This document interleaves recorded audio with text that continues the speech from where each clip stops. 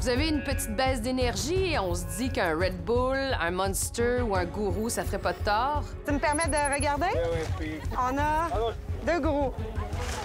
Ça, c'est ta réserve de la soirée. Oui, exactement. Là j'ai besoin d'un petit boost, puis je me prends un Red Bull. Ces petits boosts ne sont pas inoffensifs. En fait, dans certains cas, ça peut même tuer. Qui peuvent être dangereux, direz-vous? Mortel. Je veux dire, la mort, ça peut pas être beaucoup plus grave que ça. Et quand on essaie d'obtenir des réponses auprès des fabricants de ces produits, c'est souvent très compliqué. Please. Off the cameras, or I'm gonna have to get someone. Why is that?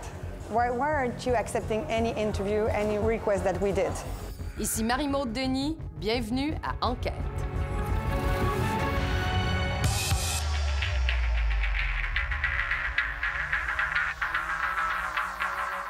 Il était tellement un bon athlète, il était fit, il était physiquement excellent. Vous avez été appelé et il était inconscient? Il était inconscient et il ne respirait plus. Notre hypothèse est assez simple. Ça augmente la tension artérielle, ça augmente la fréquence cardiaque, ça perturbe le sommeil et ça joue sur la fonction du cœur. C'est comme l'alcool, ça tue pas du monde tout le temps, mais on s'entend que dans certaines circonstances, ça peut tuer du monde. Là, je vais rebrosser à soir, on va me faire un petit Red Bull. OK. Avec, qu'est-ce qu'il y a dans ton verre? Un rum and coke. Je ne veux pas qu'une autre famille vive ce que nous avons traversé. Alors, est-ce qu'on attend qu'il y ait de plus en plus de décès ou est-ce qu'on agit maintenant?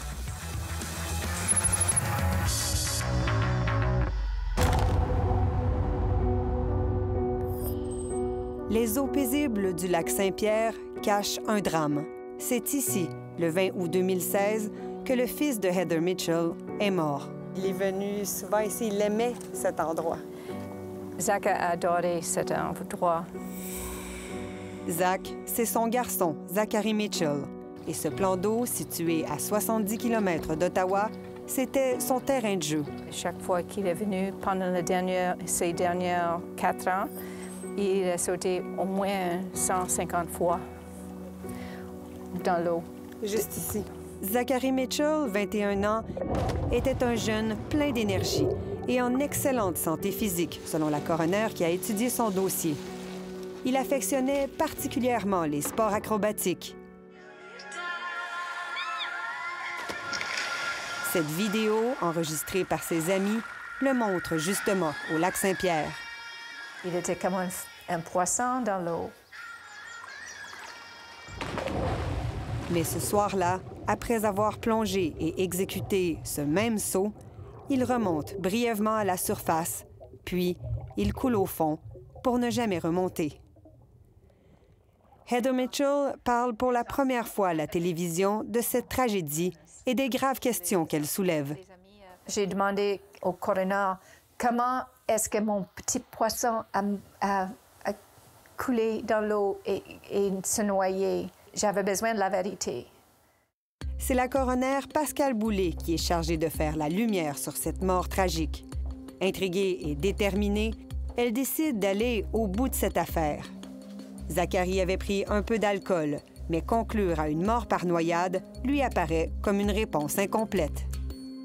Il n'était pas intoxiqué, donc je peux pas dire que c'est parce qu'il a sombré. Il n'était pas intoxiqué. Il n'y a personne qui a donné un coup. Qu'est-ce qui s'est passé? Il sait nager. Il connaît les lieux.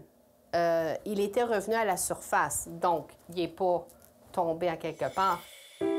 Une autre ville, un autre cas.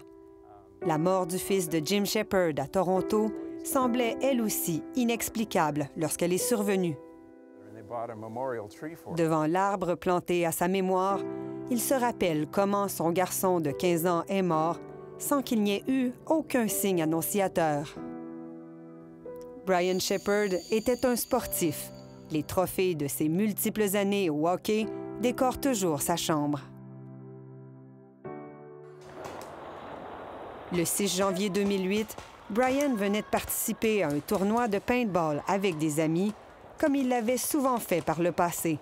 Ce jour-là, tout a basculé. Ils attendaient la remise des médailles lorsqu'il s'est effondré. Et il a été conduit à l'hôpital?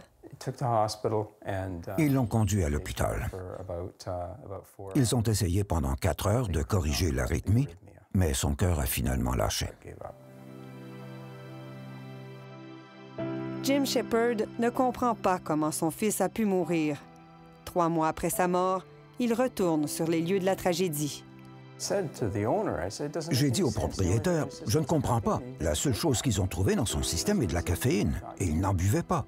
C'est là qu'il m'a dit, je pensais que tu savais. J'ai dit, tu pensais que je savais quoi?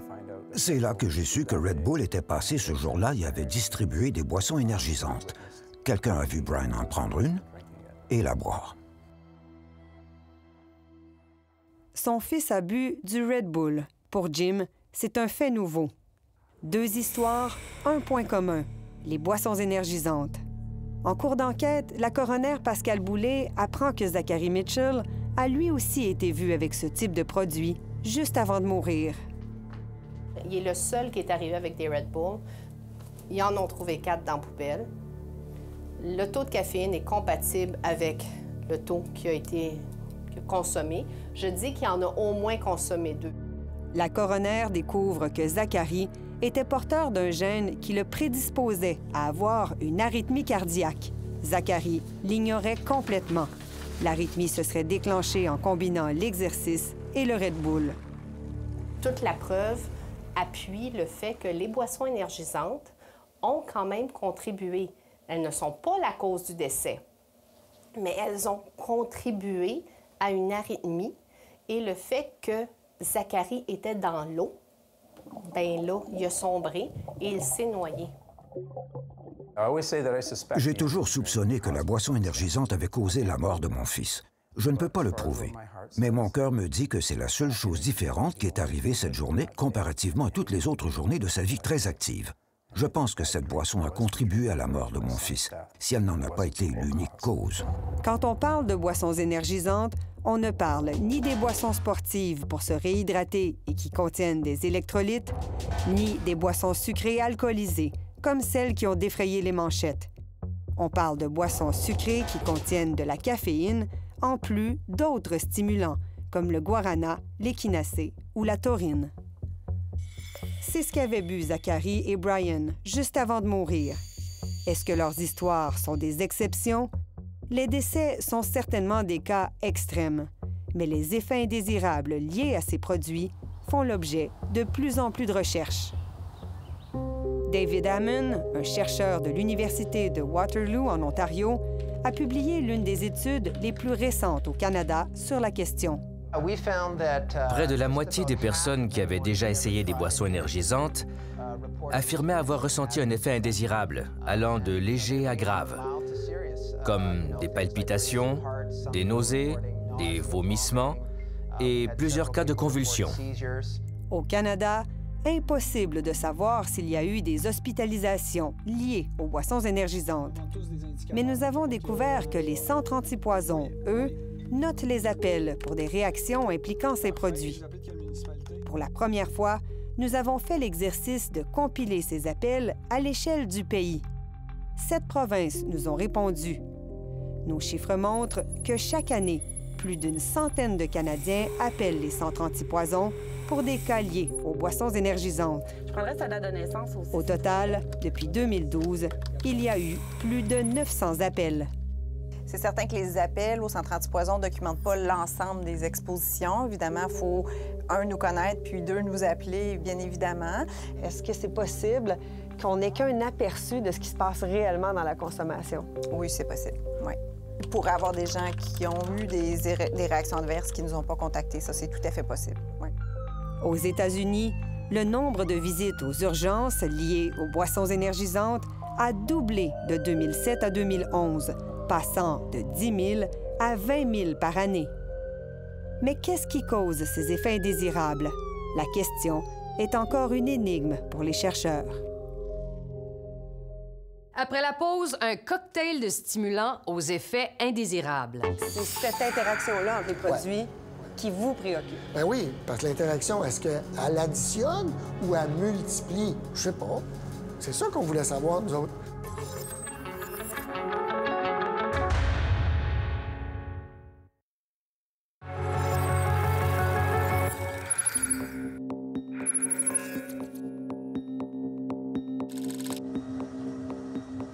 Ils sont dans la jeune vingtaine et en pleine forme, du type à s'entraîner quotidiennement. Pourtant, dans les prochaines minutes, l'un d'eux va découvrir que les boissons énergisantes ne sont pas aussi inoffensives qu'elles peuvent le paraître. Jérémy, 20 ans, Catherine, 21 ans, et Nicolas, 23 ans, n'en ont jamais bu. Toujours, ben oui. Justement, ça a quand même un bon goût surprenant. Ça goûte bon. S'il y a du café là-dedans, honnêtement, on le goûte pas vraiment. J'en reviens pas. C'est vraiment bon. Pendant les 4 prochaines heures, ils vont consommer une canette de boisson énergisante à l'heure.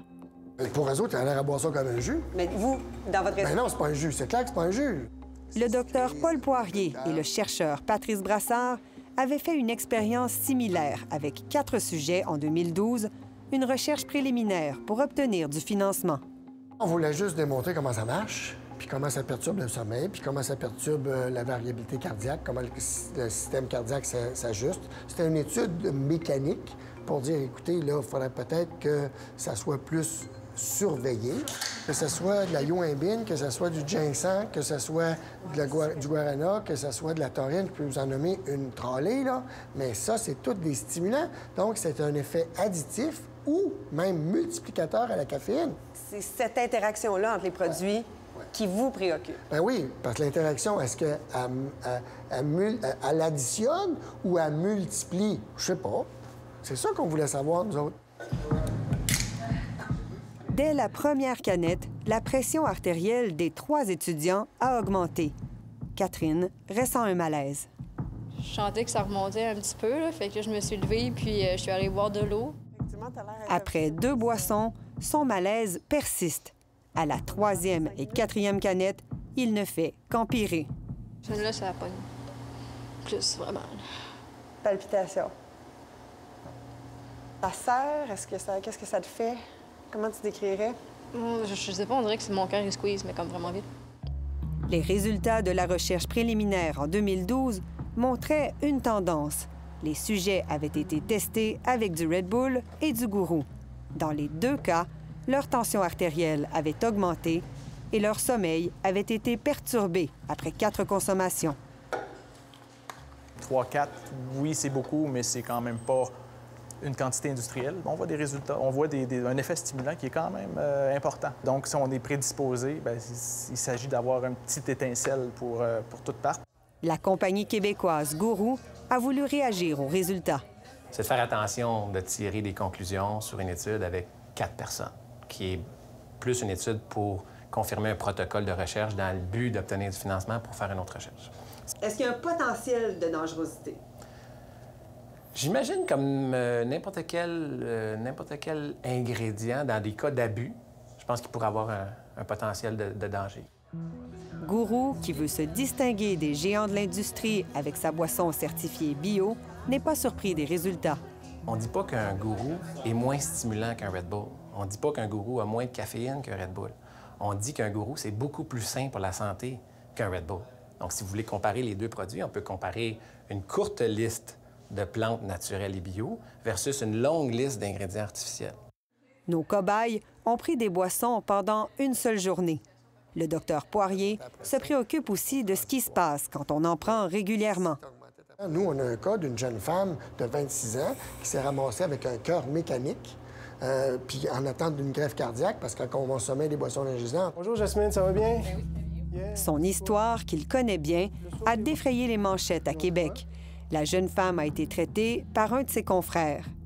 Un cas qui démontre ce qui peut arriver quand on consomme, comme dans notre expérience, au moins 4 boissons par jour, mais tous les jours. C'est des constituants avec la caféine puis avec d'autres produits qui peuvent être délétères si c'est pris en trop grande quantité. Qui peuvent être dangereux, direz-vous? Mortels. Je veux dire, la mort, ça peut pas être beaucoup plus grave que ça. Là. À cet âge-là, c'est tannant. Quand Brian est décédé, j'ignorais tout des boissons énergisantes. Quelque chose avait tué mon fils et je ne savais même pas ce que c'était. Après la mort de son fils, Jim Shepard a senti le besoin de comprendre et d'agir. Il se met à sensibiliser les politiciens et la population sur les dangers liés à la consommation de ces produits. Lorsque je racontais l'histoire de Brian, les gens me disaient « J'ai essayé ces boissons et je n'en reprendrai jamais ». Je leur répondais « Avez-vous signalé l'incident Santé Canada ?» Dans tous les cas, sauf un, et je parle de 40 à 50 personnes, la réponse était « Non ». Jim Shepard, lui, a signalé à Santé Canada que son fils était décédé après avoir consommé une boisson énergisante. Cette information était disponible à tous les Canadiens sur Internet sur un site qui s'appelle Canada Vigilance. De 2003 à 2013, 143 effets indésirables, certains impliquant des enfants aussi jeunes que 8 ans, ont été ainsi rendus publics, incluant 3 morts. Brian est l'un des 3 décès d'adolescents répertoriés dans la base de données de Santé Canada. C'est très important que ce soit documenté. À quel point c'était important pour vous? C'est ce qui s'appelle de la transparence. À l'époque, c'était très transparent. Plus de problèmes cardiaques chez des adolescents liés aux boissons énergisantes étaient signalés que pour tous les autres médicaments en vente libre réunis. Il se passait clairement quelque chose qu'il fallait examiner davantage. C'est notamment pour cette raison que Santé Canada réunit un comité d'experts en 2010. Leur rapport de 18 recommandations est sans équivoque. Il recommande en priorité de ne pas laisser ces produits en vente libre et de les traiter comme des médicaments, pas comme de simples aliments. Le gouvernement conservateur fait exactement le contraire. En réponse à l'avis des experts, Santé Canada a fait sa propre étude. C'est cette étude qui justifiera la position prise par le gouvernement. Joint au téléphone, le directeur à l'époque de la Direction des aliments de Santé Canada, Samuel Godefroy, aussi co-auteur de l'étude, continue de croire que c'était la chose à faire, malgré les effets indésirables répertoriés. L'échelle quand même épidémiologique, même si on a rapporté 100 cas, c'est 100 cas sur 1 milliard. Vous voyez ce que je veux dire? C'est 100 cas sur 1 milliard de consommation. L'opposition dénonce la décision du gouvernement. Surtout que la ministre de la Santé utilise son droit de veto pour aller à l'encontre de l'avis de son propre panel d'experts. Bonjour! Êtes-vous M. Marchand? Nous sommes en 2019 et les boissons énergisantes sont toujours en vente libre. Et les producteurs payent pour avoir une bonne visibilité. C'est pourquoi, exemple, Red Bull a leur frigidaire là et ont d'autres choses près du prêt-à-manger aussi. C'est ce qui impose comme condition pour avoir un prix valable sur les Red Bull. Même si, depuis la réforme, Santé Canada plafonne le contenu de caféine à 180 mg par canette et qu'on exige des fabricants qu'ils mettent des avertissements, les ventes ont explosé. 2,2 milliards de canettes se sont vendues depuis le changement de réglementation jusqu'en 2017. Au départ, on n'en avait pas de frigidaire comme ça. On avait un petit coin plus reculé un peu, mais ça a tellement pris d'ampleur au fur et à mesure des années qu'on se doit de mettre en évidence les produits. Mais les problèmes de santé liés aux boissons énergisantes, eux, sont loin d'être mis en évidence. En fait, ils sont maintenant cachés par le gouvernement. Depuis la réforme de 2013, Santé Canada n'a plus à publier les effets indésirables liés à ces produits sur le site Canada Vigilance. Et c'est l'industrie qui est tenue de les signaler au gouvernement.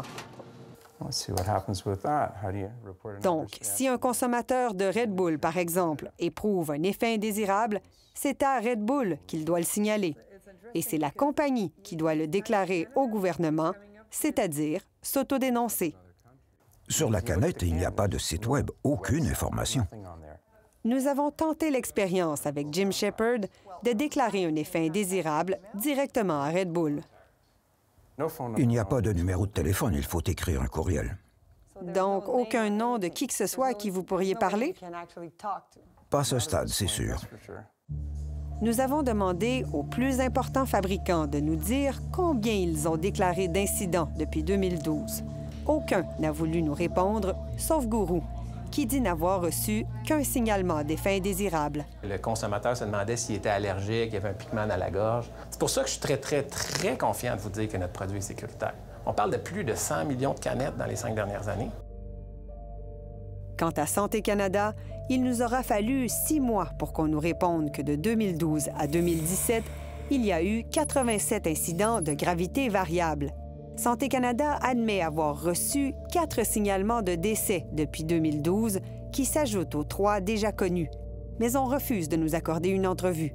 C'est pas parce qu'on n'en parle pas qu'il n'y a pas un problème de santé publique. C'est clair. Parce que, par exemple, aux gens de l'urgence, les médecins qui font de l'urgence, ils vont vous dire, ça ne disparaîtra pas demain matin, là. Dans la suite de notre enquête, créer des événements pour distribuer des boissons gratuitement alors que ce n'est pas permis. So they gave you free drinks? Yes,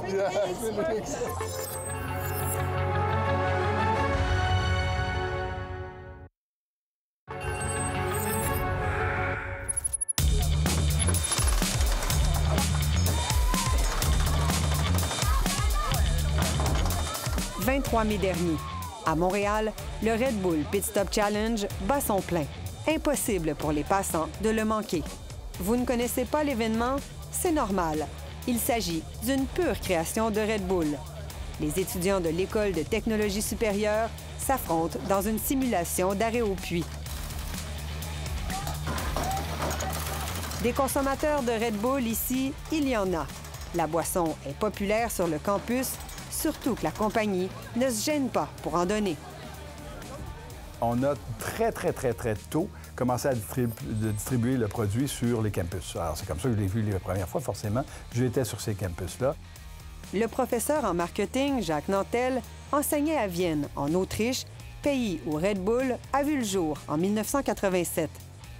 Un party qui tourne autour de la bière, on a tous vu ça au moins une fois dans notre vie, hein? Mais autour d'un produit qui ne contient pas d'alcool, ça, c'était assez... en fait, c'était totalement nouveau. Aujourd'hui, est-ce qu'il y a quelque chose que vous pouvez gagner? C'est le finaliste d'aujourd'hui? Je pense qu'on gagne que notre place. OK. OK. Et des Red Bull. Créer des événements, c'est la spécialité de Red Bull. L'entreprise autrichienne est partout, du vélo au ski, en passant par les plongeons, les compétitions de hip-hop, les courses à patins, jusqu'au saut à partir de l'espace. La recette a été si efficace qu'elle a été reprise par pratiquement tous les concurrents. Aujourd'hui, ils ont tous leur propre série d'événements et s'en servent pour faire la promotion de leurs produits. Une étude canadienne récente révèle que chez les 12 à 14 ans, 42 se croient ciblés par ces publicités et pensent qu'elles s'adressent peut-être à de plus jeunes encore. Autrement dit, la publicité est particulièrement efficace chez les adolescents. C'est sûr que le fait que ce soit un produit qui soit associé à du sport extrême, à des événements extrêmes, qui ait un emballage et des couleurs qui sont très jeunes, du dessin qui est très jeune, ça ne peut pas faire autrement, là. L'auteur de l'étude pense que ces stratégies publicitaires ne sont pas innocentes. Je ne crois pas qu'il y ait beaucoup d'adultes comme moi qui font du BMX. J'ai déjà demandé à un représentant des compagnies de me dire sans rire que leur publicité n'attire pas les enfants. Il a eu le culot de me dire sans rire que ce n'était pas le cas. Mais je pense que nos recherches et le gros bon sens suggèrent le contraire.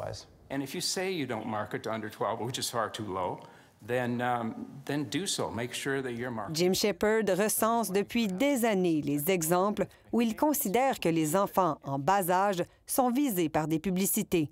Il alerte les autorités pour qu'elles interviennent. Que ce soit intentionnel ou par accident, ils ne respectent pas la réglementation. Au Canada, il est interdit de cibler les enfants dans la publicité de boissons énergisantes. Il est aussi interdit de laisser entendre, implicitement ou explicitement, que ces boissons améliorent les performances physiques. L'Association québécoise des médecins du sport est préoccupée par ce qu'elle voit. C'est un produit qui ne devrait pas être bu par les enfants ni les adolescents. Et malheureusement, c'est le grand public cible et c'est ceux qui en boivent le plus. C'est ceux qui sont le plus sensibles aux effets néfastes. Et en plus, souvent, ils les boivent dans un contexte justement d'activité sportive. Nos données suggèrent que certaines choses vont à l'encontre de la réglementation, ou à tout le moins de l'esprit du règlement. De retour à Montréal, au Pit Stop Challenge, Red Bull avait pris des engagements avec l'École de technologie supérieure. La consommation, on avait fixé la consommation juste sur les gens qui participent à l'événement. C'est-à-dire que la consommation de Red Bull, pour les données, on les donne juste aux gens qui participent à l'événement. Mais sur place, devant notre caméra, Red Bull est carrément délinquante. Le personnel distribue allègrement ses produits gratuitement, sans égard à ce qui a été convenu.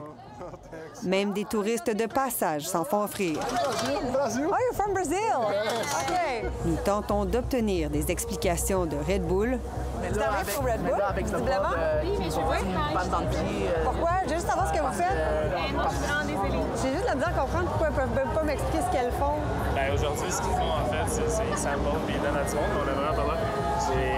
On se fait dire, on a des réglementations strictes au niveau des médications. Dans mon silence, on a plus planifié. Mais ce n'est pas si simple. Quand on demande une entrevue à Red Bull, l'entreprise affirme qu'elle n'a aucun porte-parole au Canada. La totalité de leurs événements, ce sont leurs événements. C'est leur monde. Alors, chaque élément de leur monde, ils le contrôlent.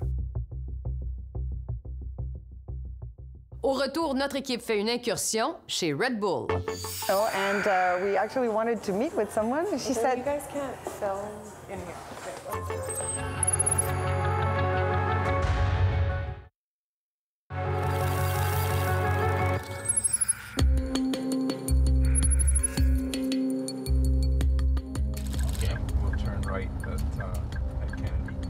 À défaut de pouvoir trouver un porte-parole chez Red Bull, nous décidons de nous rendre au siège social canadien de l'entreprise à Toronto. Jim Shepard nous accompagne. Lui aussi a tenté de joindre Red Bull pour leur parler de son fils, sans succès. Sur le site de l'entreprise, il n'y a ni numéro de téléphone, ni adresse. This building here would be that tall one that we're looking at there, right? The glass one? Nous avons une adresse trouvée dans le registre de lobbying du Canada. Okay, so it should be right here. And we even have a number. It's behind our streetcar. No. Sur une rue commerciale du centre-ville, aucune enseigne, aucune trace du taureau, pourtant si visible dans les publicités. Avec la géolocalisation, nos téléphones intelligents nous conduisent dans un stationnement. Bingo. There seems to be. Got it? Oh, okay. Oh, look, it's there. See, I see Red Bull cans. Are you guys with Red Bull? Upstairs, or is this? No, this is separate. No, they actually don't have any signs. You have our door and next door is Red Bull. Un travailleur dans un local voisin nous oriente vers une porte anonyme qui nous avait échappé. Oh, there it is. It's a big step. There it is. Clairement, en avançant, nous sommes au bon endroit. Hi. Yeah, hi. We're looking for Jill Kenny. Jill Kenny? Yeah? Yeah? Thank you. À l'intérieur, la décoration des bureaux est branchée, ça bourdonne d'activité. La directrice des communications arrive. Oh, hi, Jill. I'm Julie Dufresne from Radio-Canada. Oh. You probably got my email from Christina from Montreal this morning. Yeah, she gave me your phone number. Yeah, actually, because we were in Toronto and we actually wanted to meet with someone. She said, "You guys can't film in here." Well, I just wanted to introduce No, you. you have to turn off. You're not allowed to film in. Même avec la directrice des communications de Red Bull au Canada, il ne semble y avoir qu'une obsession lorsqu'on pose des questions, éviter la caméra. Why aren't you accepting any interview, any request that we did? Or why can't Jim talk to an actual person when he tries to reach you guys? Christina mentioned no one at Red Bull speaks internally. But why? It's a rule that extends. Please turn off the cameras. Okay. If we do turn off the cameras, are you gonna answer our questions? Yes, we will absolutely be able to talk. You can turn off the cameras then. OK. Here, you guys can come out. Thank you. Tu peux fermer la caméra.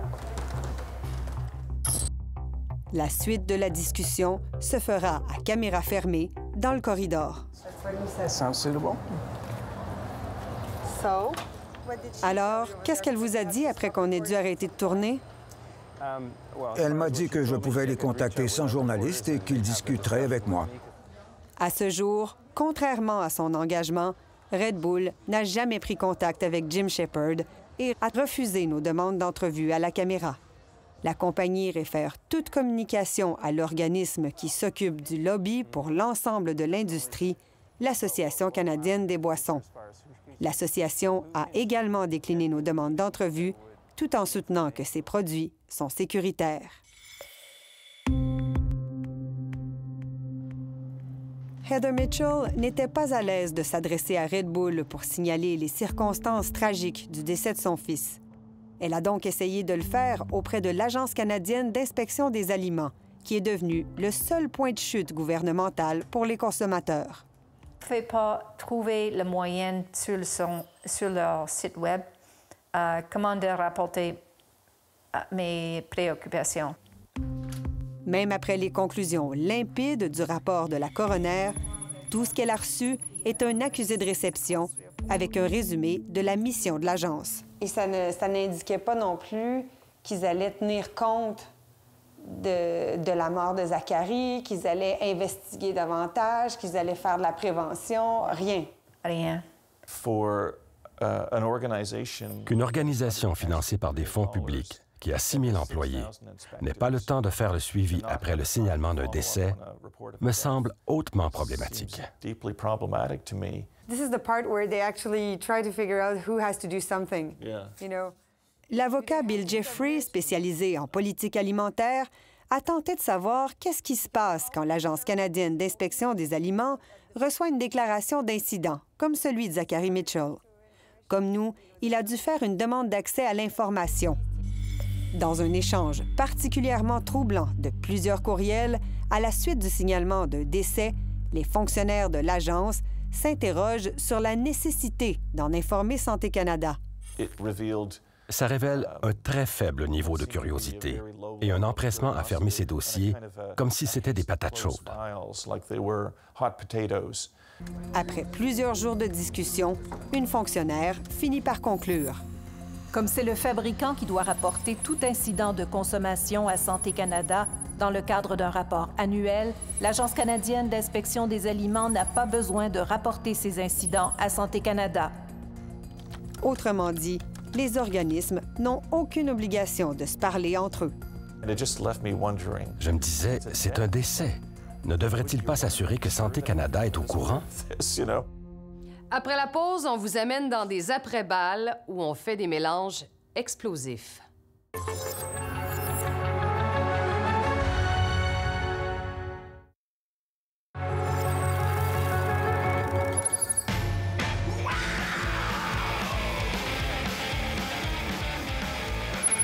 L'après-balle, c'est la fête qui marque la fin du secondaire.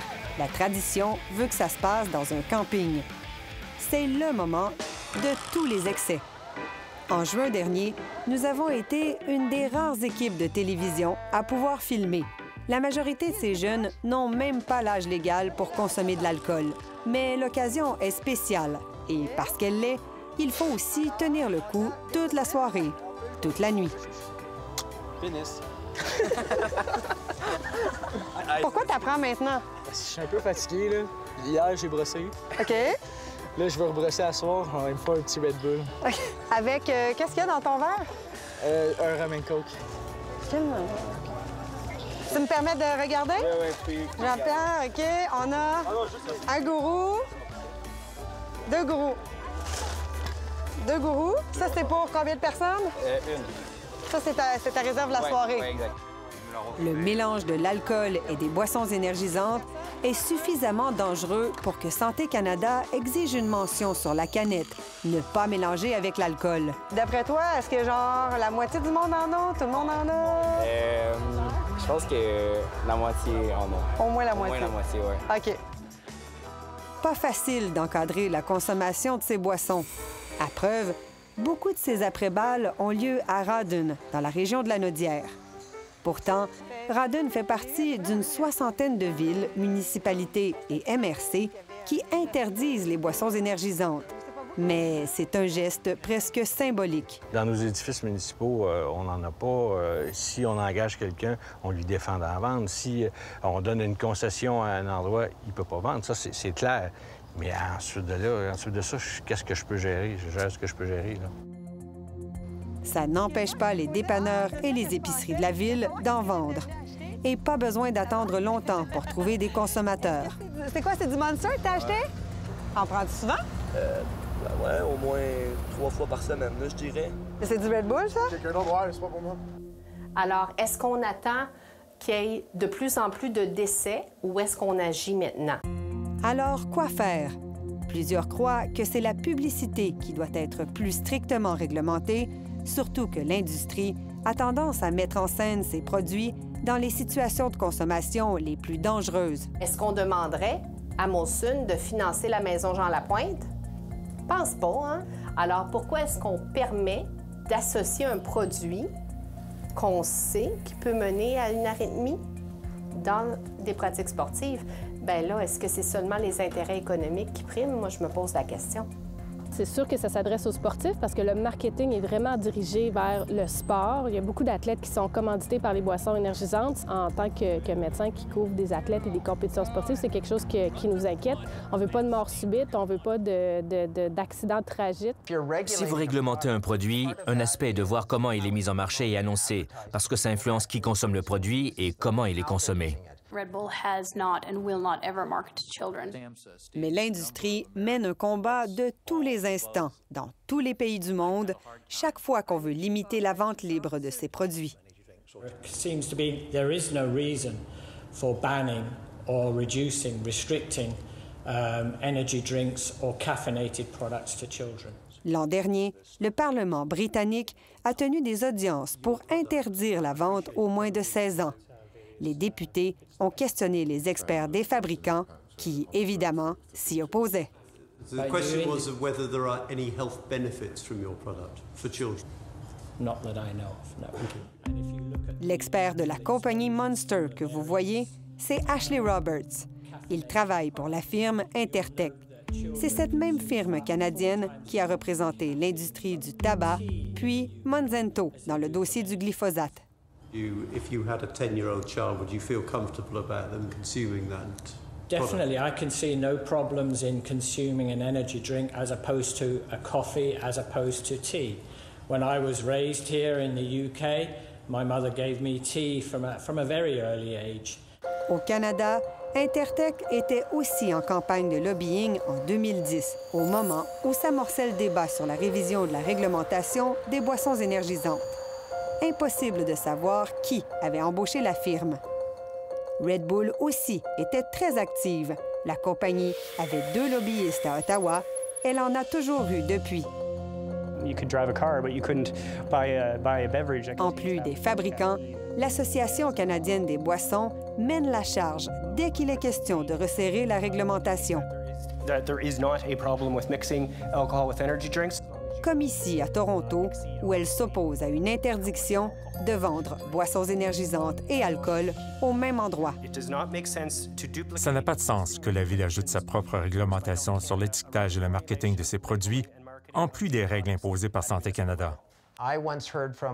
Les autorités m'ont raconté qu'elles n'avaient jamais fait l'objet d'un lobbying aussi fort que lorsqu'elles ont essayé de bannir la vente de boissons énergisantes aux endroits qui servent aussi de l'alcool.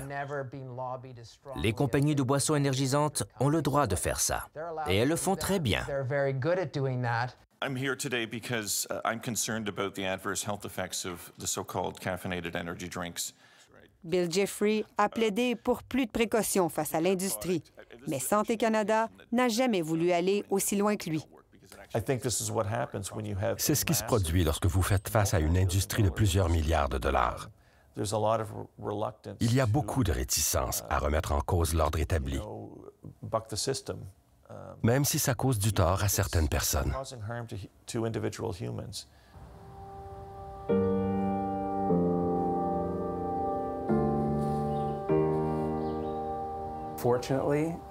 Malheureusement, les profits de l'industrie et son influence sur les décisions sont tout aussi importants aujourd'hui qu'avant.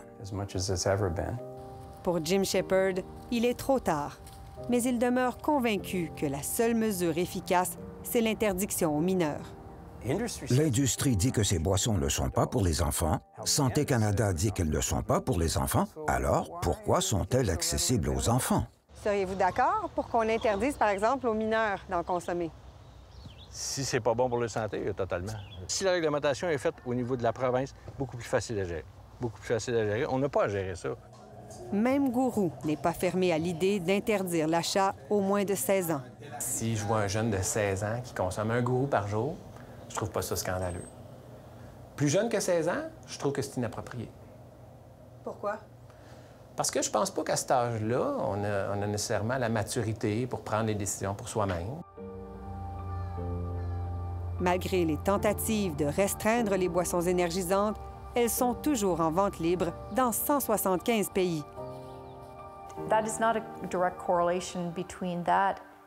Ça n'implique pas que ces produits soient sécuritaires ou non. Ce chiffre n'a aucune pertinence si on ne tient pas compte des visites aux urgences ou de la mort de Zachary, par exemple. Alors, je vous pose la question, est-ce que le décès de Zachary Mitchell était évitable? Oui, je pense que oui. Si un produit en vente libre est susceptible d'entraîner la mort, on devrait en être informé. Il faut chercher plus loin pour trouver les statistiques. Il faut faire quelque chose. Heather Mitchell, elle, espère qu'en partageant son histoire, elle permettra aux Canadiens de prendre conscience qu'il faut davantage de transparence. Quand vous voyez le lac aujourd'hui, comment vous vous sentez?